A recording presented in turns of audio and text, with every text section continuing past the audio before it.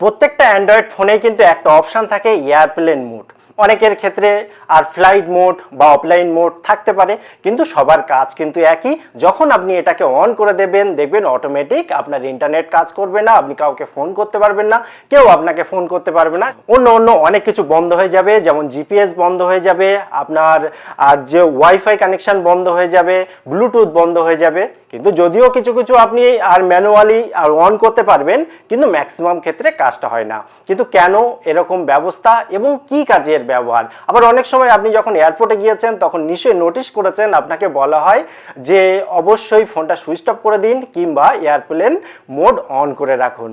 তো আজকের ভিডিও এটা নিয়ে। তো হাই ফ্রেন্ডস, আমি সৌমেন নতুনের ডাকে আপনাকে স্বাগত। এই ধরনের ইন্টারেস্টিং এবং ইউজফুল ভিডিও দেখার জন্য অবশ্যই চ্যানেলটি সাবস্ক্রাইব করে বেল আইকন অল নোটিফিকেশনটি অন করে রাখুন। তো চলুন শুরু করি এবং দেখে নিই। দেখুন, প্রথম কথা হচ্ছে এয়ারপ্লেন মোড যখন আপনি অন করে দেবেন, সঙ্গে সঙ্গে আপনার ফোনের সাথে যেখান থেকে আর টাওয়ার কানেকশানটা যুক্ত হয়ে আপনার ফোনের ইন্টারনেটটা অন হয় বা অন্য সার্ভিসগুলো প্রোভাইড হয়, সেই কানেকশানটাই নষ্ট হয়। অর্থাৎ ট্রান্সমিশন সিস্টেম যেটা আছে, যে সিগন্যাল আছে, সেটাই নষ্ট হয়ে যায়, যার ফলে কিন্তু আপনি এই সুবিধাগুলো আর সেই টাইমের জন্য বঞ্চিত হন। কিন্তু এখানে সুবিধা কি?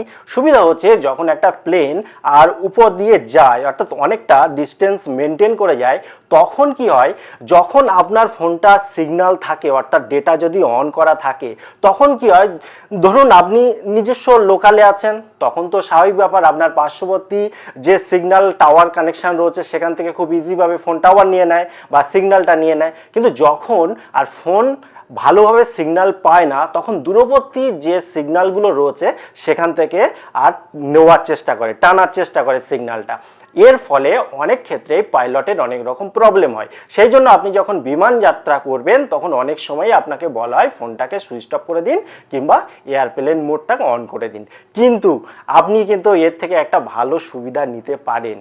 সেটা হচ্ছে, আপনি খেয়াল করে দেখবেন, আপনি যদি ব্যাটারিটা চার্জ দিতে চান, সেক্ষেত্রে আপনি এয়ারপ্লেন মোড অন রেখে বা ফ্লাইট মোড অন রেখে যদি চার্জ দেন, অনেক দ্রুত কিন্তু আপনার ব্যাটারি চার্জ হবে। কারণ কি, আপনার ফোনের ব্যাকগ্রাউন্ডে যে অ্যাপগুলো আর রোলিং হয় বা রানিং থাকে, সেগুলো কিন্তু স্টপ হয়ে যায়, জিপিএস বন্ধ হয়ে যায়, যার ফলে আপনার ব্যাটারি পারফরমেন্স কিন্তু অনেকটা বেড়ে যায়, খুব দ্রুত চার্জ হয়ে যায়।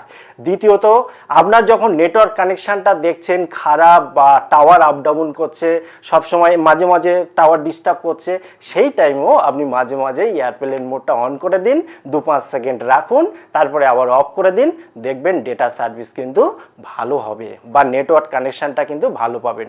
তো কেমন লাগলো আজকের ভিডিও অবশ্যই কমেন্ট করে জানাবেন। আবার দেখা হয় পরবর্তী ভিডিওতে। ততক্ষণ ভালো থাকুন, সুস্থ থাকুন, বাই বাই।